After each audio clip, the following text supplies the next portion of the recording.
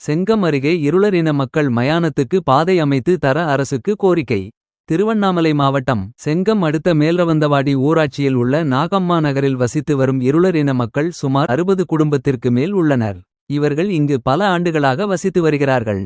அப்பகுதியில் மக்களில் ஒருவர் இறந்துவிட்டால் வேறு ஒருவரின் நிலத்தின் வழியாகத்தான் பிணத்தை எடுத்து செல்லும் நிலை உள்ளது. அப்பொழுது நிலத்தின் உரிமையாளர்களுக்கும் எங்களுக்கும் அடிக்கடி தகராறு ஏற்படுவதால் எங்களுக்கு மயான பாதை அமைத்து தர வேண்டும் என்றும் இதுகுறித்து பலமுறை அரசாங்கத்திற்கு கோரிக்கை வைத்தும் இதுவரை செவி சாய்க்காத நிலை உள்ளது. எனவே இந்த அரசு இருளர் இன மக்களாகிய எங்கள் மீது கருணை காட்டி எங்களுக்கு மயான பாதை அமைத்து தர வேண்டும் என்று அரசுக்கு கோரிக்கை வைத்துள்ளனர். இருளர்னாங்க, அதனால் என்கிட்ட சப்போர்ட்டுக்கு ஆள் இல்லை. சுடுகாட்டு பாதையும் அந்த 5 வீடு நான் கட்டியிருந்தேன் பார், அந்த இடத்துல எங்களுக்கு பட்டாவும் அந்த 5 வீடும் எங்களுக்கு தயவு செஞ்சு பார்த்து கொடுத்துருங்க ஐயா. எங்களுக்கு வேறு என்ன இல்லை, நிலம் இல்லை, பழம் இல்லை, சொத்து இல்லை, சுகம் இல்லை, எங்களுக்கு எதுவுமே இல்லை.